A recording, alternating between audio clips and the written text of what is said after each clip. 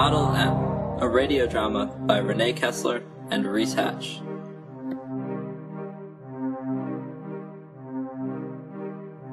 In the year 6430, there is one place that is lonelier than most.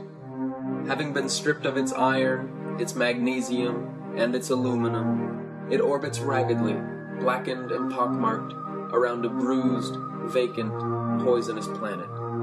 That planet is named Earth, and its forlorn satellite, once referred to simply as the Moon, has forever ceased to be referred to at all. Around and around they go, Earth and its nameless moon, traveling wearily through space, long forgotten, twin symbols of the destructive power of ancient civilizations. Of course, even the loneliest worlds are never entirely empty.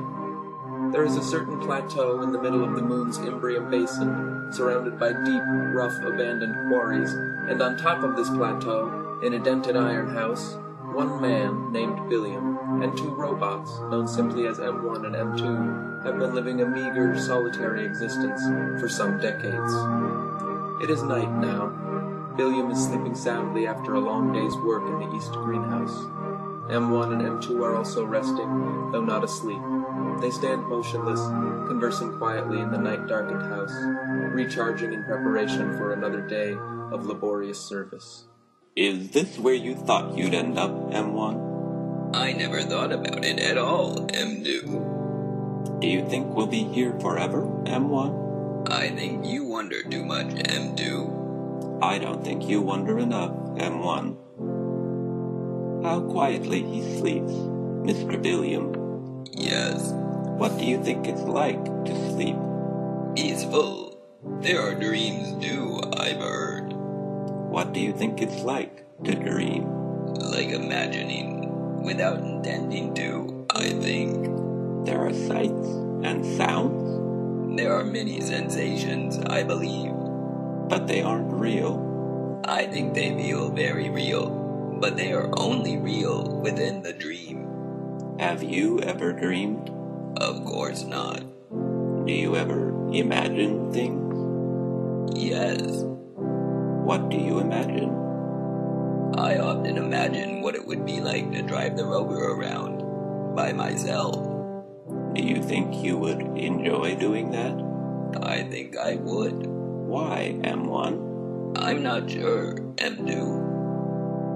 Do you know what I would enjoy, M1? No. I would enjoy a real name. A real name? Henry, perhaps. I think I would like to be called Henry. Why would you like that? I'm not sure. Do you think Mr. Billiam would start calling me Henry if I asked him to? No, I don't think he would. He's too old to learn that. He will always call you M2. How quietly he sleeps. Yes.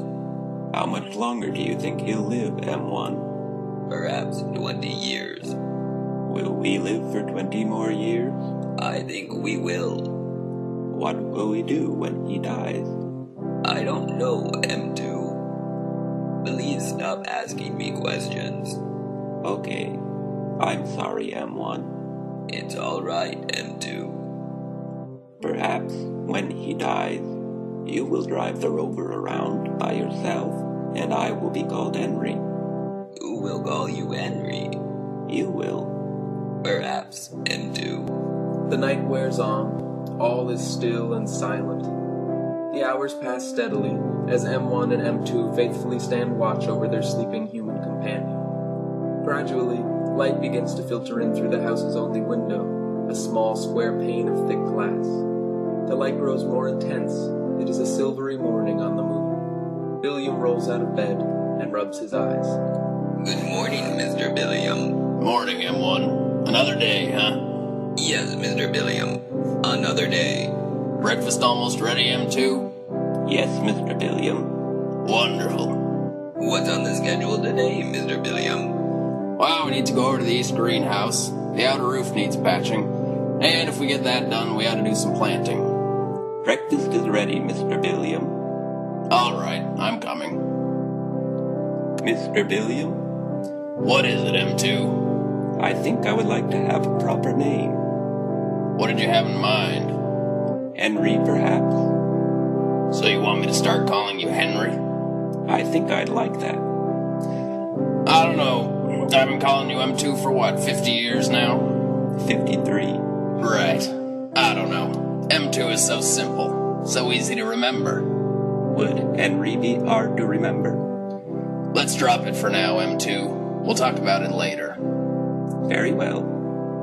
I really do like the name Henry. Alright, M2. We'll talk about it later. Mr. Billiam, will we be taking the rover today? Yeah, I don't feel much like hiking over to the East Greenhouse on foot. Getting too old for all that. Christ, my oxygen would probably run out before I got there. You up for a ride in the rover? Yes, of course, Mr. Billiam. After we fix up the greenhouse, maybe we could take a little trip to the edge of the plateau. It's been a while since I've had a look at the quarries. I don't expect they'll have changed much, Mr. Billiam. No, I suppose not. Still, though, I do love to see him now and then. Quite a sight. Indeed, Mr. Billiam. They are impressively deep.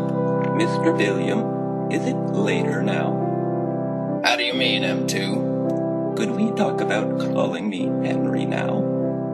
Listen, M2, I don't think that's going to work out. Why shouldn't it? It's just, I've been calling you M2 for a while now, and it won't be easy for me to start calling you by a new name. I'd rather not have to think about it all the time, alright? You should have asked me 50 years ago. Very well, Mr. Billiam. Alright. Thanks for breakfast, M2. You're welcome. Couldn't you say, thanks for breakfast, Henry, just once? M2, please, let's drop it, alright? Very well, Mr. Billiam. M1, you ready to get going? Of course, Mr. Billiam. Let me just get suited up. After donning his suit and helmet, Billiam unlocks the heavy door, pulls it open, and walks out, followed by M1. They walk to the rover. Billiam climbs into the driver's seat and starts the vehicle. M1 sits beside him. They rumble off, leaving M2 standing in the doorway, watching. Reluctantly, he pushes the door closed, seals it, and locks it. Time to wash the dishes, Henry. Yes, indeed it is, Henry. I don't mind washing the dishes, Henry. Of course you don't, Henry. Oh, if only someone else would call you Henry, Henry. Yes, wouldn't that be nice? Yes, Henry, that would be nice. Why won't Mr. Billiam call me Henry? Perhaps M1 will call me Henry. I wonder, Henry. Yes, Henry, you do. You are always wondering, Henry. M1 thinks you wonder too much. Perhaps you do, Henry. Perhaps